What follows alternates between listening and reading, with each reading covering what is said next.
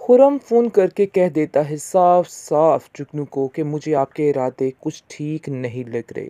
अगर आप कोई ऐसा-वैसा कदम उठाने वाली हैं तो पहले ही इस चीज़ को ख़त्म कर दीजिए, क्योंकि मुझे नहीं लगता कि आगे आप कुछ करेंगी तो मैं आपको बर्दाश्त करूँगा। ये चीज़ नाक़ाबिले बर्दाश्त हो जाएगी। तो आगे से जुगनू उसको कहती है, तो इसीलिए तो मैं तुम्हें कहने की कोशिश कर रही हूँ कि जो सारे मामलात हैं उनको ख़त्म कर दो, ताकि तुम्हारी ज़िंदगी भी सफल हो जाए और मेरी भी। लेकिन वो कहाँ सुनने वाला है, वो भी इस बात पर अटक चुका है और उसको कहता है कि चाहे जो मर्ज़ी हो जाए, मुझे तुम्हारी इन सब बातों से कोई फ़र्क नहीं पड़ता है।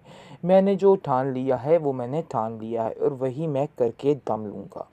लेकिन अब देखेंगे कि जुगनू अपनी दोस्त से भी कहती है कि आखिर इस लड़के का माजरा क्या है, ये लड़का पीछे क्यों नहीं हट रहा। मैंने लाख कोशिशें कर दी, लेकिन फिर भी इसका रास्ता है कि बदलने का नाम नहीं ले रहा है। उसको वो कहती है कि शायद तुम भी उसको अच्छी लगती हो, जिसकी वजह से ये सब कुछ हो रहा है।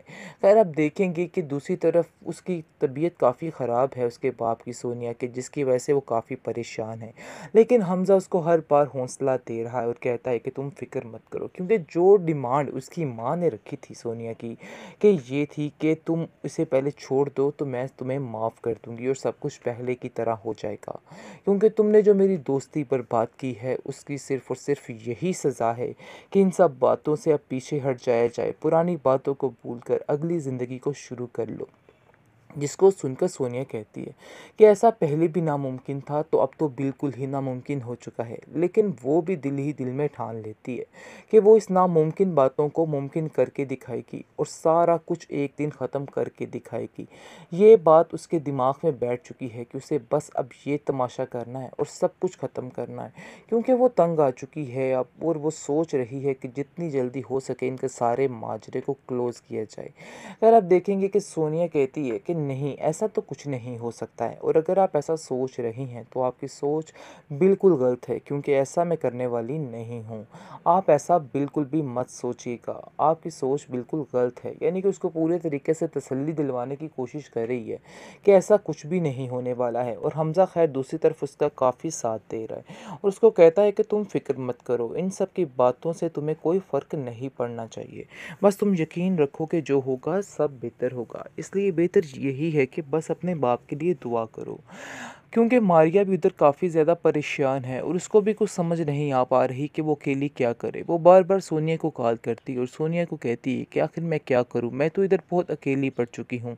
तुम जानती हो माँ के रवैये के किस तरह का है, वो किसी की सगी नहीं है। इसलिए अब मैं सोच रही हूँ कि मैं भी तुम्हारे पास आ जाऊँ कुछ देर के लिए, क्योंकि मैं बहुत ज़्यादा परेशान हूँ। आगे से उसको समझाने की सोनिया कोशिश करती है कि अगर तुम आओगी इधर तो ऐसा ना हो कि हमारी मामा जान को बुरा लग जाए, और मैं ये नहीं चाहती। आगे से वो कहती है लेकिन इधर रहना भी मेरे लिए बेहद मुश्किल है, क्योंकि वो औरत जो अपने शोहर की इज़्ज़त नहीं कर सकती, वो किसी की इज़्ज़त नहीं कर सकती और किसी की सगी नहीं हो सकती है। खैर बहुत परेशान हो चुकी है सोनिया, क्योंकि सोनिया ना इधर की रही ना उधर की रही।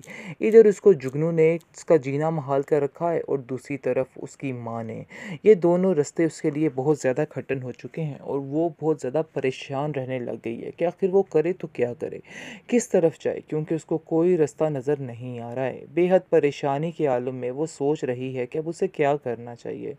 बहुत ज़्यादा परेशान हो चुकी है, लेकिन हमज़ा उसका साथ देने को तैयार है। हमज़ा को छोड़ के उसकी फूफो जान भी उसका साथ देने को तैयार है और कहती है कि तुम कभी भी फ़िक्र मत करना, मैं तुम्हारे साथ थी और साथ ही रहूँगी, तुम्हें परेशान होने की ज़रूरत नहीं है। बाकी खैर ये जो मामलात हैं ये भी एक दिन सुलझ जाएंगे और तुम्हारी माँ भी राह रास्त पर आ जाएगी। ड्रामा सीरियल बेहद जिसमें हद कर रही है जुगनू, क्योंकि जुगनू किसी को खुश नहीं देख सकती और अपने जुगनू हर तरफ बिखेर रही है और सबको जलील और रुस्वा करने की कोशिश कर रही है। ये लड़की इतनी खतरनाक आगे जाके साबित होने वाली है कि आप लोगों की सोच है, क्योंकि ये लड़की नहायत ही अफलातून किस्म की लड़की है। लेकिन अभी ये बात इसके घर वालों को समझ नहीं आ रही, लेकिन कहीं ना कहीं शीरी ये बात समझ रही है और उसे अंदाज़ा हो रहा है कि नहीं भाई ये लड़की बहुत चालू है और कुछ भी कर सकती है, उसको इस बात का आइडिया है। लेकिन जब पानी सर से ऊपर जाएगा तो फिर जाकर इनको अंदाज़ा होगा। अभी तो उसका भाई उसको बड़ी सादी और बड़ी ही मासूम सी बहना समझ रहा है, लेकिन अभी इसे नहीं पता है। आप देख रहे हैं कि जैसा कि एक थंबनेल पे तस्वीर दिखाई गई है कि इसने हाथ में एक चाकू पकड़ा है, ये चाकू ही मारने वाली बातें कर रही है और हर एक के ऊपर ऐसे ही वार करने वाली है। ये बहुत ज़ालिम आगे से दिखाई गई है और मुझे तो ऐसा लग रहा है कि जैसे किसी तरीके से ये हमज़ा को बदनाम करके उसे ज़माने में रुसवा करने वाली है और सोनिया भी उससे दूर होने वाली है, क्योंकि ये बड़े ही तमाशे करने वाली है। ये ड्रामा बहुत बहुत हिट होने वाला है, बड़ा ही कमाल का होने वाला है। इसकी स्टोरी काफ़ी इंटरेस्टिंग है जी। आप देखेंगे कि बहुत ज़्यादा परेशान हो चुका है हमज़ा, क्योंकि हमज़ा को समझ नहीं आ रही कि आखिर मैं क्या करूं। अपनी बीवी को देखता है तो और ज़्यादा मज़ीद परेशान हो जाता है और कहता है कि सोनिया मेरे से तुम्हारी ये वाली हालत नहीं देखी जाती है। लेकिन सोनिया बेचारी भी क्या करे, उसकी माँ ने उससे सारे रिश्ते नाते जो तोड़ लिए हैं। लेकिन जी आप देखेंगे कि तैमूर अपने दिल में एक जंग लगाए बैठा है और सोच लेता है कि मैं अब इस लड़के की ज़िंदगी तबाह करके ही सांस लूँगा।